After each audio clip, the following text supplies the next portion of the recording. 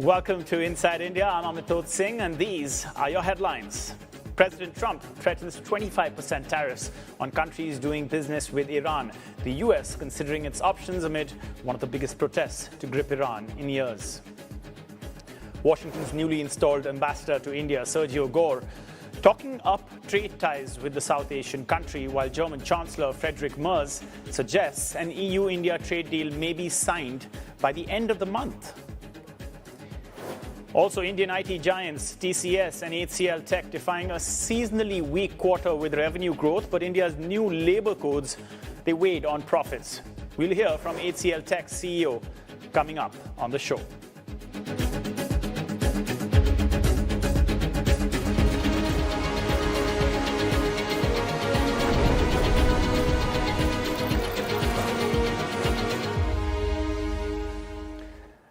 All right, let's get a sense of what the Asian markets are looking like right now. JP Yong with us. JP, it's all about the Nikkei right now, isn't it? Yeah, absolutely. It seems that it's a terrific Tuesday that is out in Tokyo. Amidst a sea of green, they are the standout right now, and a lot of optimism. Some say linked actually to the possibility that Sanae Takaichi, the Prime Minister, might actually declare a snap election out in Japan to cement her lead. And oh snap, you can see here, right, that the Nikkei 225 has crossed the 53,000 barrier. Now, this is also remarkable because yesterday it actually was trading below 52,000, so it crossed two significant 1,000 mark barriers actually for the Nikkei 225. We'll wait to see if we can get that chart up for folks. But again, you can see here that it's looking quite strong for the Japanese benchmark. There you see at 53,540 is where it sits. Also helped by a bit of a softer yen, which again, as we mentioned, always boosts exporters for the most part out in Tokyo. The other markets also look out for today is the Korean Kospi. Now, they're only up by about 0.5%, which compared to the Nikkei 225 is a bit paltry, but there's a lot of significant movers at the moment. You're seeing SK Hynix, for instance, actually taking a back seat today, despite announcing plans to invest about $15 billion in new chip plant. You've got Hyundai actually announcing a possible IPO for its robotics unit that's boosting it and its components subsidiary Hyundai Mobis today. And also Korea Zinc, which has announced they are signing a partnership with U.S. rare earths group Alta Resource Technology. So you can see there's a couple of interesting movers out in Korea to take note of. But of course, one of the biggest debuts or movers today is the Hong Kong IPO for China Giga Device Semiconductors, yet another chip maker that listed or debuted in Hong Kong. And take a look at their shares actually, which while is unchanged, is actually up by more than 50% from their IPO price. Their Shanghai listed shares, though, down by about 0.8%. So you can see here also mirroring the diverging fortunes between the Hong Kong market, which is in the green, and Shanghai, which is marginally in the red. Amitoj? Thanks so much for that. JP Yong right here with us in the Singapore studio giving us the latest on the Asian markets. The Indian markets also coming online in about 45 minutes. GIFT Nifty futures are indicating that it might be finally a bit of, we're getting closer to that 26,000, limit. India's market ending losses for 5 days yesterday, the worst week in more than 3 months. But it was a wild day with the indices slipping almost 1% until comments by newly appointed U.S. ambassador to India, Sergio Gore, saying that trade talks will resume Jan 13th, i.e. today. Not like they stopped, but this latest talk shop session will happen, and that's a positive. Now, possibly, there's another aspect that's weighing on the minds of traders. A Supreme Court verdict in the U.S. On Wednesday around the legality of Trump's tariffs. Also, IT earnings playing into the sentiment. Slightly better than expected. We'll be getting into that now as we have the report card of TCS and HCL, both reporting slightly better than expected results in the face of tariffs. The AI transition, H-1B visas, and the fact that Q3 is a traditionally weak seasonal quarter during the holiday period. Add to that, India's new labor codes enacted in November 2025, they resulted in one-time restructuring costs and other legal costs. Now, the Indian IT bellwether, India's largest IT services company, TCS, beat revenue expectations by just a bit, growing by about 4.9% revenue from its key North American market, registering also for the first time in 2 years. That was growth. But quarterly net profit fell 14%.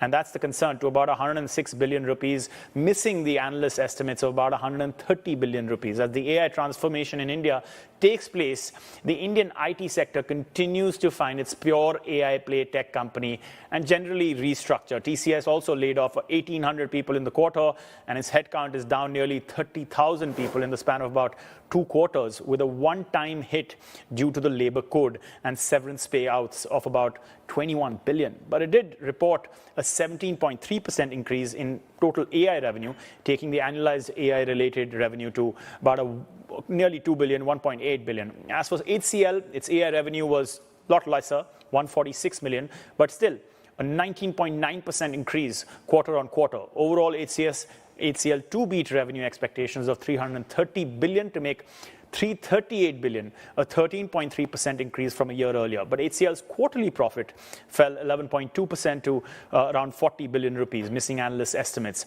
as it took a one-time hit of 9.5 billion rupees due to the impact of India's new labor codes.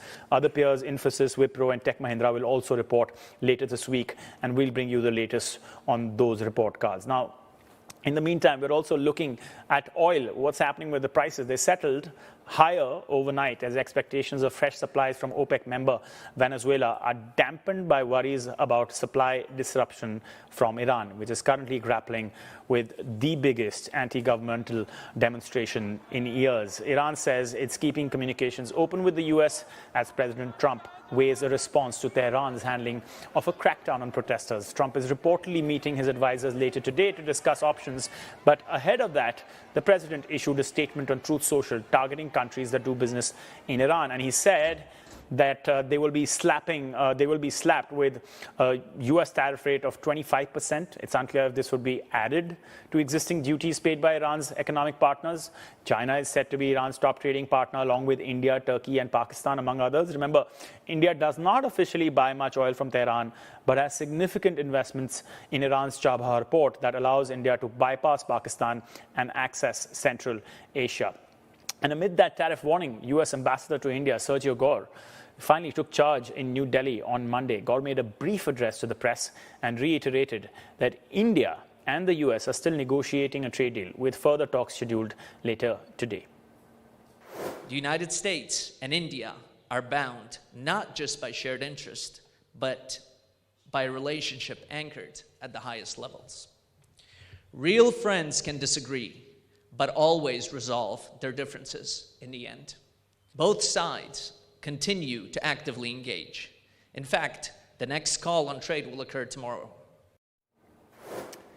All right, that's the next call on trade. Now, German Chancellor Friedrich Merz is also currently in India for a 2-day state visit. Lovely pictures, those. He met Prime Minister Modi in Ahmedabad on Monday. The two leaders vowed to boost cooperation in defense technology and energy. Take a listen. Deutschland als der Einwohner Germany is the most populous and economically strongest country in the European Union, and India is the world's largest democracy. We are united by fundamental values. Highly dynamic India and technologically advanced Germany share essential interests, and that is precisely what we are building on. Germany is the most populous and economically strongest country in the European Union, and India is the world's largest democracy. We are united by fundamental values. Highly dynamic India and technologically advanced Germany share essential interests, and that is precisely what we are building on. Perhaps more importantly, Merz also suggested that the European Union and India could sign a long-awaited free trade agreement by the end of Jan, a deal that could reshape global trade as protectionism rises. An EU-India summit is also set to take place from January 27th, and Merz said negotiations had taken a major step forward, and the pact could be sealed soon if talks conclude in time. The deal, years in the making, would deepen economic ties and reduce reliance on China and Russia. On to the macroeconomic side of things, we got inflation figures yesterday. Headline CPI picked up in December, rising at its fastest pace in 3 months as the fall in food prices began to slow. Retail inflation climbed to 1.33% from 0.71% in November, still well below the RBI's target of about 2 to 6% target band for a fourth straight month. Food prices remained in deflation, but at a slower pace, with vegetable prices easing less sharply than before. Benign inflation inflation and strong growth have already prompted a rate cut by the RBI, with another policy decision due on Feb the 6th. Rahul Bajoria is the head of India and ASEAN Economic Research at the Bank of America Global Research. Thanks so much for joining us, Rahul. Appreciate you coming on board and discussing these inflation numbers. I want to start by just getting your sense on a couple of things. The first is that history suggests headline inflation will eventually converge towards core inflation, which is currently at about 4.5%. What is the risk that this headline inflation overshoots on the upside in the next 12 months or so? Can the low base effect start to kick in? So I think, Antosh, we will see, some amount of the low base effects kicking in. But then you also have a dynamic where essentially we are looking for inflation to mean revert and not necessarily overshoot. I mean, as you mentioned earlier, oil prices, while they are up in the last few days, generally speaking, they are going to remain fairly range bound as per our house forecast. We are also looking for food supply to remain fairly strong.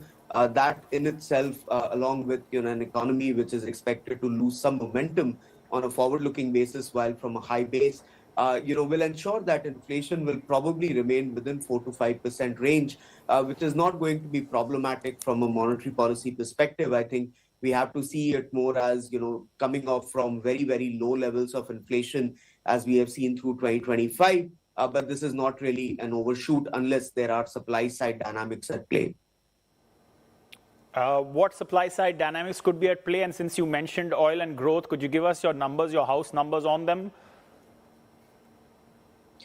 So for oil, roughly we are looking for oil to be broadly around $60 a barrel, but with a slightly downside bias.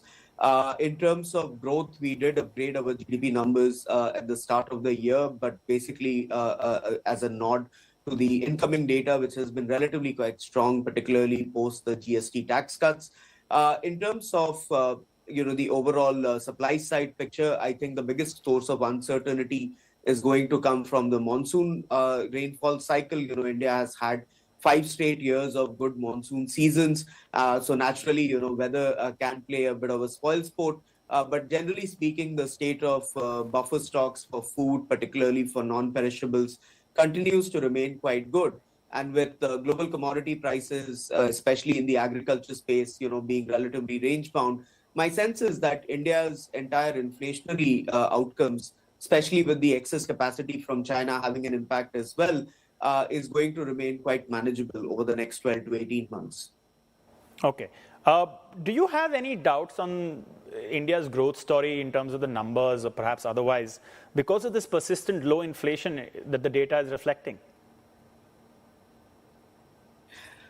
No, so we are seeing a fairly broad-based pickup in activity indicators, but I think where perhaps there is some lingering concern is that how sustainable this particular pickup is going to be, because what we have been particularly concerned about over the last 1.5 years has been the low nominal GDP growth, right? Because most only economists perceive real growth. Most people perceive nominal growth, and so if income growth is not really picking up, then naturally the consumption momentum that we have seen, especially post the GST tax cuts, may start to peter out, sometime in the middle of 2026. I think the lingering question about whether the trade, the tariffs from the US and what kind of scarring effects it creates on the export sector, I think also remains a key source of uncertainty. What perhaps has helped is the fact that the terms of trade, particularly oil prices, have been low, and that does give some wiggle room for the government to, undertake certain fiscal measures and monetary measures, that are helping countercyclically support growth at a time when, global uncertainty remains very high.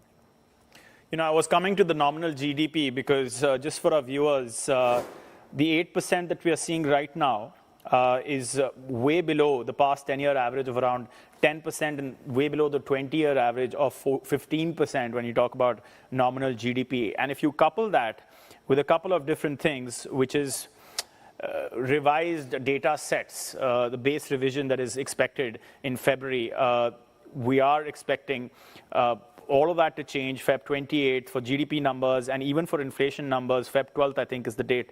That's changing.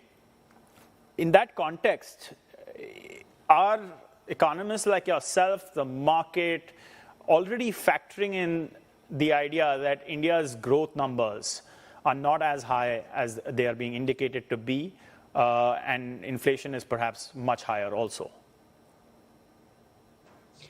So my sense is that, what we are going to see is an improvement in the methodology because, the current methodology is over, almost 14 years old.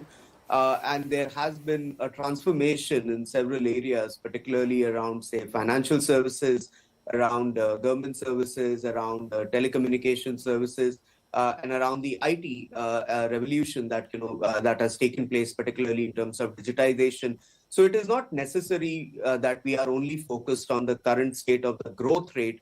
What we are also focused on is whether the size of the economy is likely to be a little bit bigger than what was being estimated, because there are new parts of the economy that are going to be captured a lot better in the new data sets. I think what really matters here is that cyclically, and we not just look at the GDP numbers, we also very closely track high-frequency data. And high-frequency data, whether it is auto sales, it is fuel consumption, it is credit growth, whether it is port traffic, cargo traffic, they are all showing a fairly strong cyclical recovery in the last few months, right? So that's the reason why we are a little bit more enthused about the recovery in the growth side, at least from a coincidental standpoint. I think even if the growth numbers are revised a little bit lower, that could actually correspond to the inflationary outcomes that we have been seeing. And we don't think there's any major issue with the inflation numbers. And so from that perspective, our sense is that it will probably give a sense that there is slack in the economy. And so RBI could consider cutting rates again in the next meeting, potentially in February itself, looking at the state of growth and inflation. But obviously for this particular meeting, they won't get the updated inflation or the growth numbers. Interesting that the inflation numbers will obviously evolve. 2024 will be the new base year. I want to ask you about the RBI continuing its easing cycle that you just mentioned in the near term. But consider this, given the upside risks to inflation that will potentially reduce its policy buffer in terms of the real interest rate differentials. Yeah, so real interest rate differentials remain close to all-time highs, right? I mean, if you look at the average inflation outcome for 2026, sorry, fiscal year 26, you are looking at a number close to around 3%, even at the end of the current cycle. From that perspective, I think there is still wiggle room because RBI's own R-star estimate historically has been around 1 to 1.5%. And so from that perspective, I think the concern or, the primary driver of monetary policy here is their growth expectations. And if you look at their forward trajectory, the central bank, while they've been upgrading their GDP numbers projections, they have also been continuously talking about a downward decline in the growth trajectory. And so my sense is without any kind of a positive news on the trade negotiations, which could come potentially in the next couple of weeks. If that happens, my sense is the need to cut rates will disappear. But without that, with this kind of an inflation outcome, my sense is that the central bank would rather err on the side of caution of growth rather than worry about upward surprises in inflation, because most of the year in the last 12 months, they have been surprised on the downside as far as their inflation trajectory is concerned. And that was the case for yesterday's print as well. How will the rupee outlook impact inflation and as a result, obviously, the RBI's general decision tree on such interest rates? So our sense is that the relevance of the rupee at the moment, with inflation being where it is and global commodity prices, particularly energy prices being where they are, is going to be a lot lesser. Historically, the nexus between rupee and inflation has been very strong. So whenever rupee weakens, we do see inflation pick up. But this is an extraordinary cycle, I guess, where food inflation has been controlled domestically by supply side interventions. We have seen a fair amount of weakness in the rupee, but then that is not necessarily translating into higher energy prices for domestic consumers or producers, because fuel prices in India are already priced at a much more elevated level than where the crude prices are currently. And so the pass-through has been quite muted. And our sense is that as long as that's the case and we don't see global energy prices rising, the inflation impact of the rupee this time round is going to be pretty trivial in our view, especially considering the fact that, the Chinese disinflation cycle remains somewhat intact, and that is obviously getting passed on to the wider region, including in India. Well, thanks so much for that, Rahul. We really do appreciate you coming on board. Rahul Bajoria from the Bank of America's Global Research Team. Now, coming up, supply turbulence ahead for plane maker Airbus, despite its #1 spot when it comes to delivering aircraft. We'll get you the details on the other side of this break.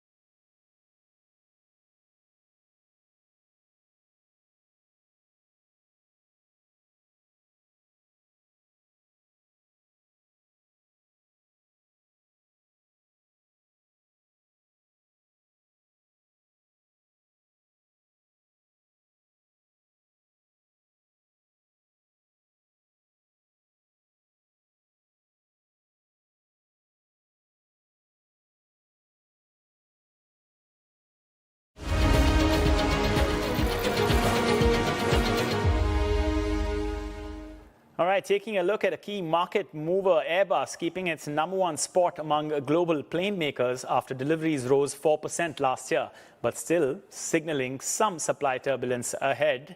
Travel and transport reporter Monica Petrelli joins us for more on this. Monica, it's all about backlogs. We've been talking about that for a long time, but how much is too much? Yeah, well, just in terms of deliveries, which is what people want to know, because everybody is wanting a delivery these days.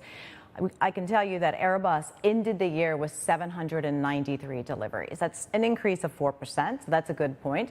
And it's 3 more than the company thought that it was going to deliver, even as late as December, when it revised its goals down due to some issues it was having with a Spanish supplier of fuselage panels. But it's still 70 short of that 2019 number. And I think that's how, when everybody feels like, things have returned to normal. Now, Airbus has actually missed its targets for 3 out of the last 4 years. But that miss, it's getting smaller. That gap is closing through the years, which is another positive aspect of Airbus's year-end report. We can also see for orders, because you need to have that order book, a healthy order book, net orders at least, that's orders minus cancellations, ending the year with about 889. That's also an increase from 2024. Most of those you can see right there. It's that very popular A320 narrow body. As still the orders up for big. Orders have increased for that wide body, but still you can see clearly it is that more fuel efficient, smaller plane that airlines are going for these days. Okay, talk to us about India, Air India and Indigo. What's the order status? Yeah, absolutely. So the order status here, it really goes back to that backlog. And so now we're also seeing Airbus saying that it is a record backlog, 8,754 aircraft. So where is your order in that mix? A lot of airlines wanting to know. So we know Air India and Indigo both have huge orders. Air India, at least dividing it up between Boeing and Airbus. But Indigo, said to be one of the biggest believers or biggest recipients of these jets in December, at least. It's very hard to figure out who gets what. They're not really, the manufacturers at least, don't really release this data very freely, but we can still track it in other ways. But in December, Indigo said to have gotten about 14, but still 900 and something jets on order. So what we're seeing is the likes of Indigo and other airlines just adding more orders on before deliveries can come. So it's a bit of drips and drabs at the moment.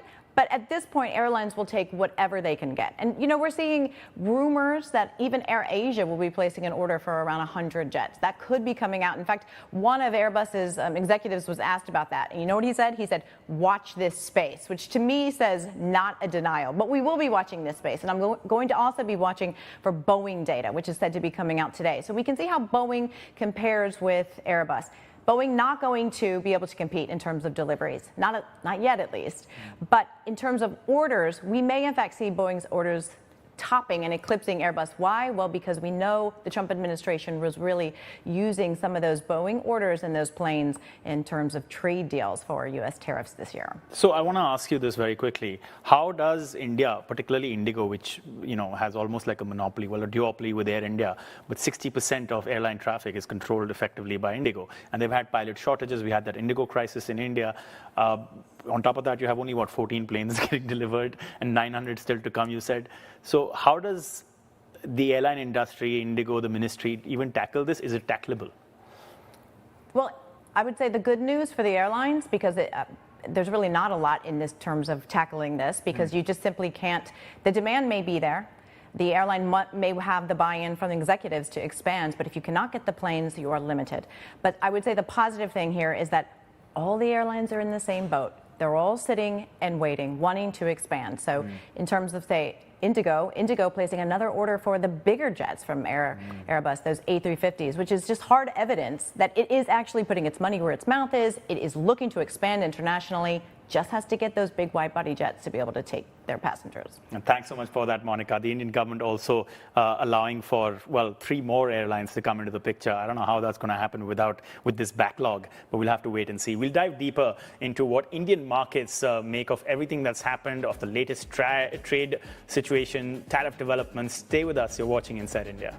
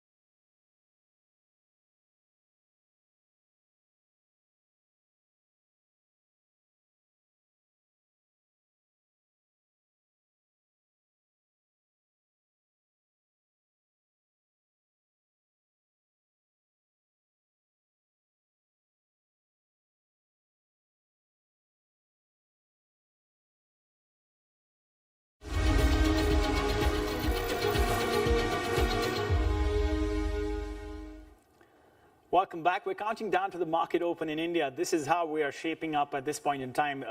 The number that everyone's looking forward to is 26,000. Will it happen? Well, not really. That's not what GIFT Nifty Futures is indicating. Nifty 50 ending at 25,790 after 5 days of a losing streak. It was a wild day yesterday after comments from the US ambassador to India, Sergio Gore. That changed things. The market went back up after falling steeply, almost about 1%. And we are looking forward to talks, is what he said. Sergio Gore indicating that talks will effectively start or resume today on the US and India tariff situation. That's one factor that's playing into the market sentiment. Additionally, the other aspect is, of course, the earnings that are coming in. We're looking at IT sector earnings, TCS and HCL both reporting. That's going to impact the market. We're watching the rupee also. There's a lot of pressure on it. It is a weakening, as we see, against the US dollar at 90.24. So we're going to track all of that. We're also tracking this other aspect, this other slightly uncertain news, Iran, because that's where anti-government protests are still ongoing. Trump has said that any country doing business with Iran will face a 25% tariff rate.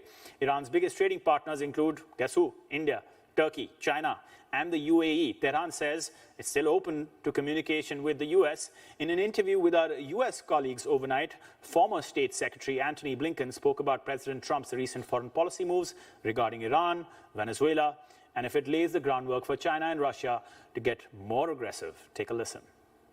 The message to would-be aggressors to kind of twist what we've done to their own ends, to their own purposes, to justify their own aggression, whether it's China and Taiwan, whether it's Russia and Ukraine, that's real. At the same time, whether this is having some effect in helping to push China or push Russian influence out, undermining the Cuban regime, that could be very beneficial. But what I'm more worried about is the larger story that seems to be telling, which is that we've gone from, in effect, being the leader of the Western world to being the hegemon in the Western Hemisphere.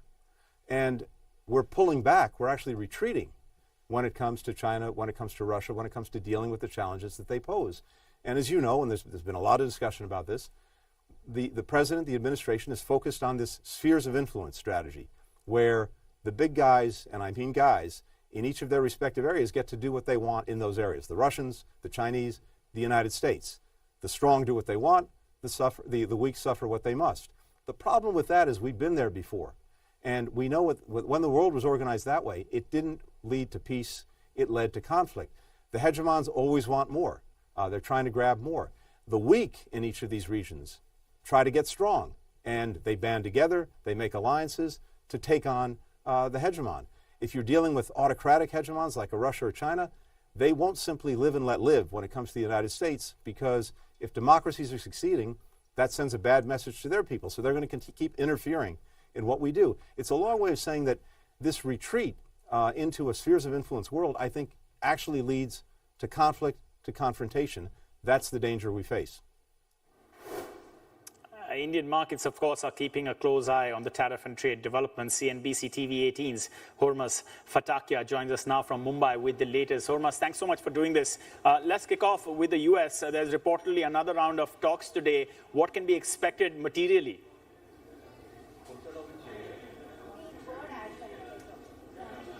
Morning, Amitosh. There is a lot at stake, and I'll tell you why with this very simple instance. Until noon Indian time yesterday, the Indian markets were selling off for the 6th straight day. It was a very sharp sell-off from the record high levels. Then comes Sergio Gore, the new Indian ambassador. He makes a statement that the talks for trade are scheduled for tomorrow, which means today. And the markets latch on to that one line, and that triggers a very, very sharp recovery from the intraday lows. From being almost 200 points lower, the benchmark index ended 100 points in the green. That's the kind of importance that the market is laying on this potential trade deal, and this is the single biggest overhang and the single biggest trigger as well for the markets going into 2026 in terms of the global aspect. As of now, what sources are telling us that there are no formal talks that are scheduled between the officials of the two countries. Of course, it remains to be seen that there is nothing on paper yet. There is nothing in formal language that has been set aside that today is the day, and that's what sources are telling us, but it remains to be seen whether there are some informal talks that take place, and any progress on this will be very, very positive, and it remains to be seen. But the timeline of the deal, the contours of the deal, that is what the market is very, very keenly awaiting, and that is why the kind of recovery that you saw in the markets yesterday from very, very oversold levels. Yeah, most analysts suggesting that this is the markets are overpricing the impact of the tariffs. So the other question is, why were they falling in the first place when you've had this uncertainty for several months now? Suddenly, why were they falling as much as they were ahead of the ambassador's comments? And the U.S. playing hot and cold. So I just want to ask you about that. You have this comment coming from Sergio Gore, but at the same time, you have a latest tariff threat from President Trump on countries trading with Iran. What are we hearing about that? How is that being felt in India?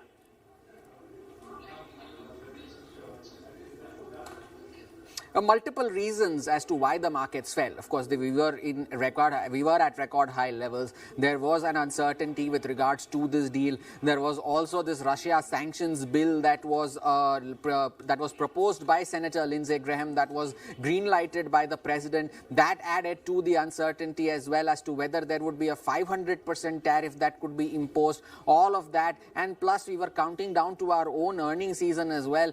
All of that uncertainty led to that fall from the record high levels. And speaking of Iran as well, the latest that has come from Donald Trump earlier this morning, 25% tariff on any country doing business with Iran. There is no clarity on what he meant yet.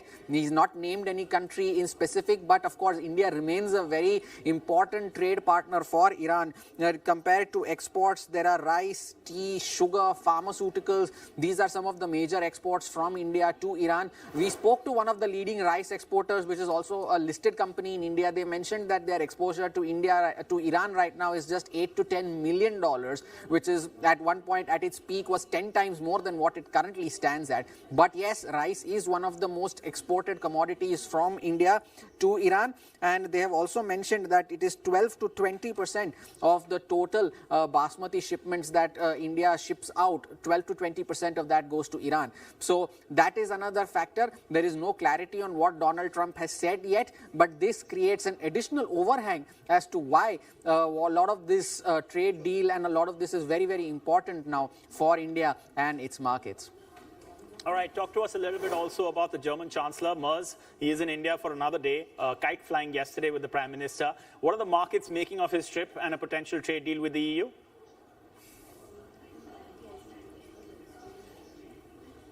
You know, there has been so much impetus on the US-India trade deal that the potential FTA with the European Union has almost gone on the back burner. Yes, European Union is a very, very major trading partner of India. Back in 2024, the total bilateral trade between the two was almost $140 billion.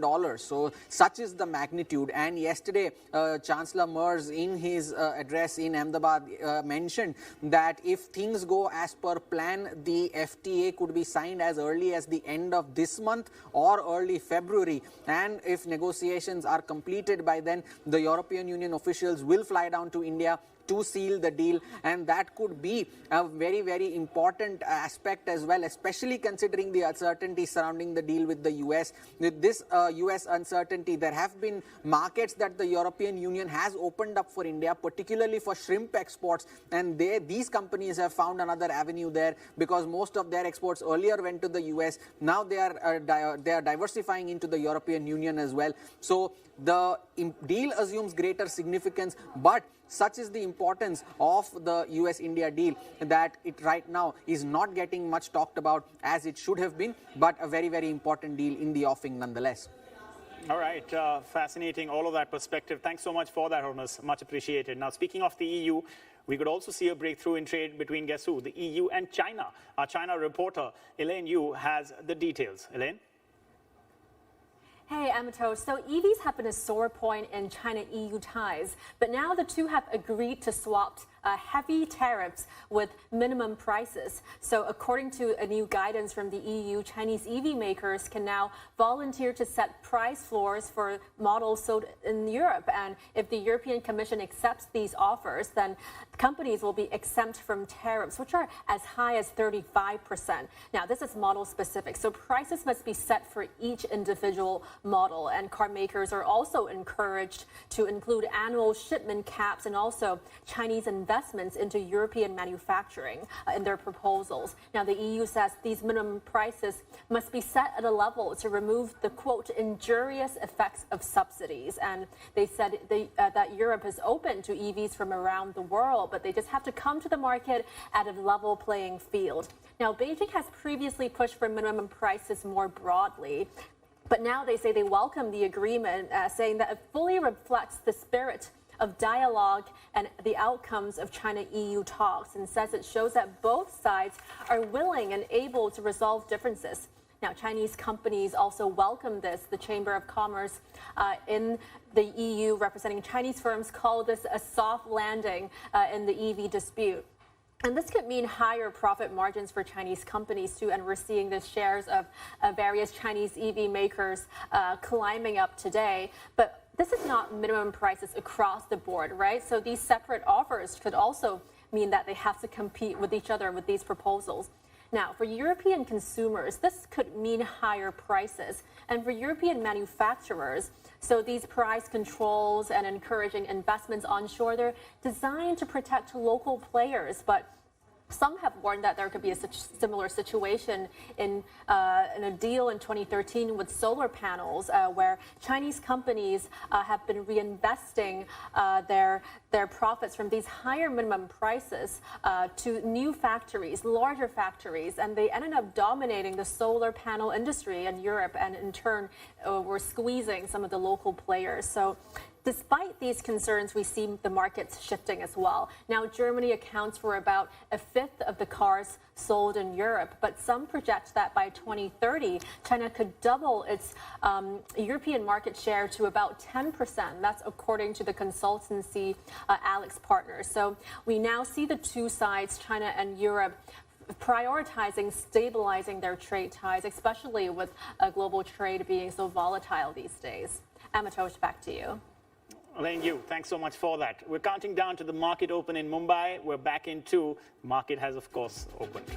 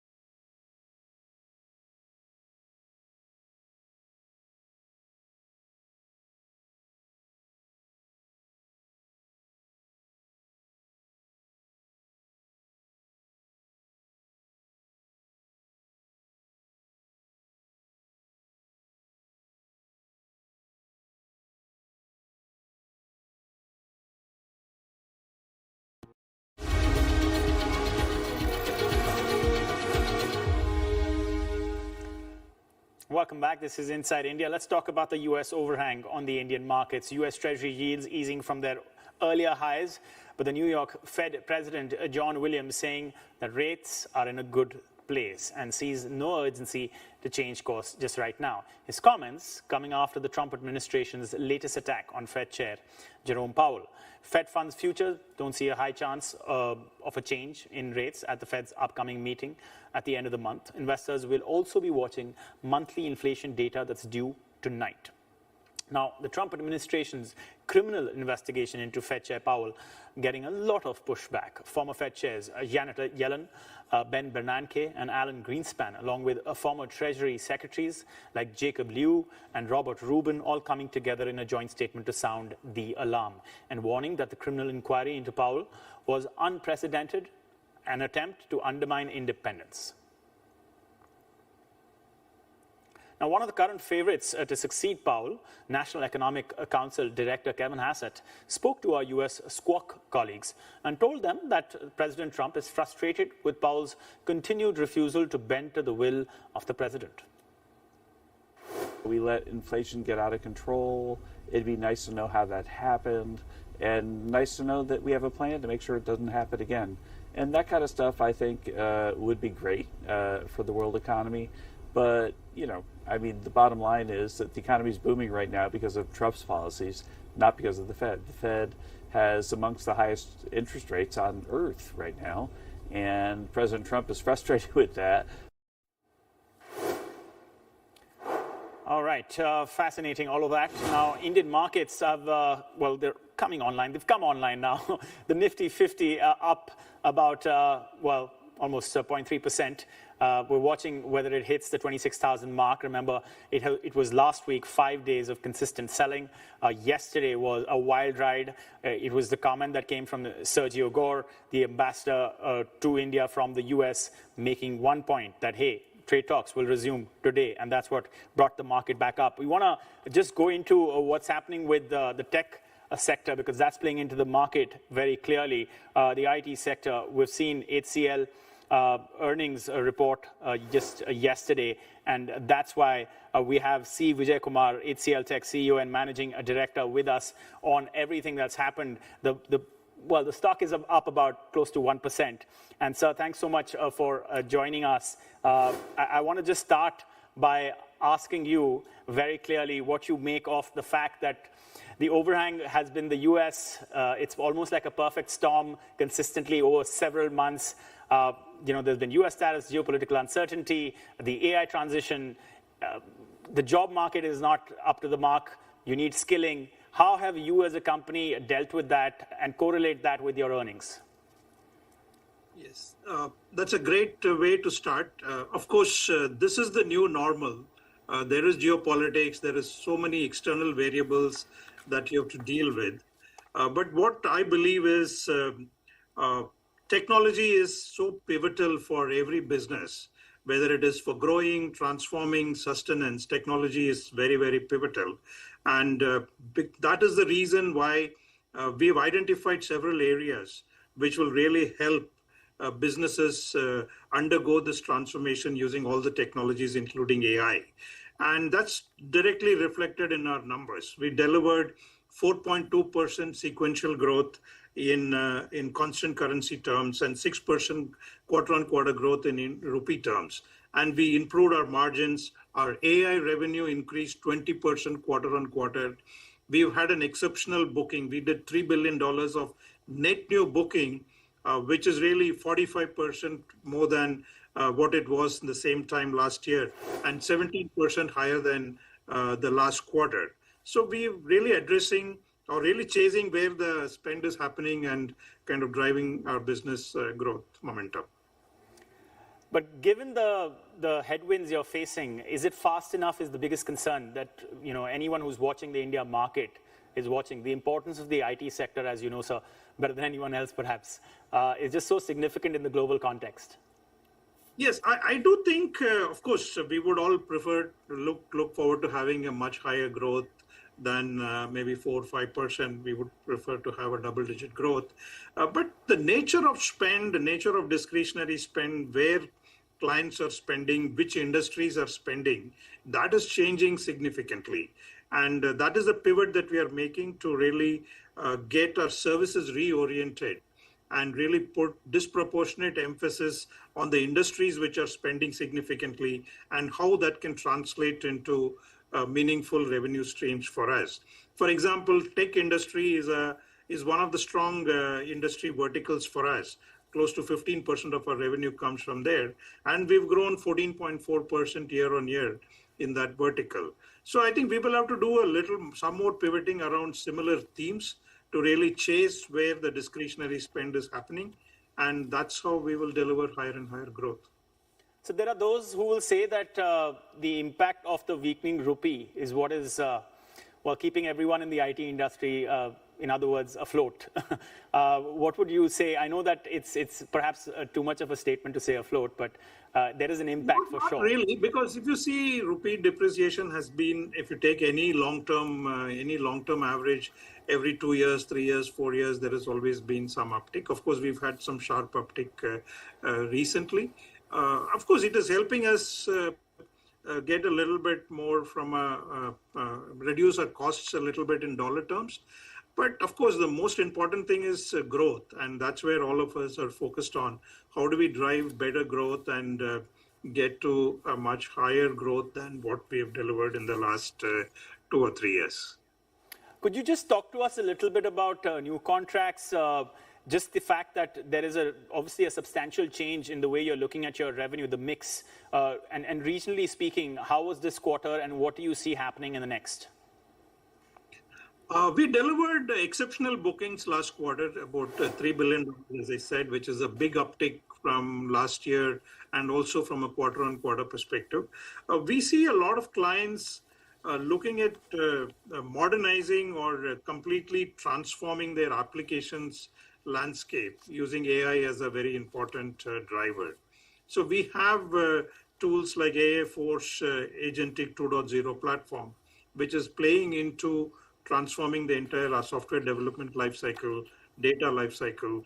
All of that are really areas where clients are looking at leveraging AI just from an IT perspective. But there are a lot of interests in transforming business processes, delivering new value to their clients, and better customer experience. All of that is driven by focus on AI and agentic solutions. And that's another area where we are also focused on. Okay, could you talk to us a little bit about your acquisitions? Because we knew about JasperSoft, acquired in December, $240 million, cloud software group, HPE's Telco Solutions business assets, $160 million worth. Again, AI-led telecom capabilities, global client relations with communication service providers was the focus there. ASAP Group also, we do know about that. That's about $280 million, just to enhance your presence in the global automotive engineering services space, a German auto company. And then you have Wobby, the Antwerp-based startup specializing in AI data. There's a switch that's happening to AI. But what's not clear here is that whether your clients are understanding this in terms of the fact that whether they're willing to spend, discretionary spend, is it going to happen given you're making these acquisitions? That's a transition that you're doing, and there's such increased competition out there in this sector. Yeah, I think some of the acquisitions have some cutting-edge products, like Wobby has a agentic platform for natural language-led insights from big data lakes and things like that. So these solutions are something which clients are very much looking forward to, because this really helps AI to become much more usable and productive for our clients. So that's where Wobby is. And the JasperSoft is all about embedded analytics, which is again a very strong growing area. So overall, we've built a very strong data portfolio. I mean, if you know our background, we are the only company which has a $1.5 billion software product business among all the Indian IT services companies. And one of the big portfolio there is the data intelligence. And that's where JasperSoft and Wobby fits in. And telecom is again a very high growth vertical for us. In the last 2-3 years, we have almost scaled our revenue by 40%.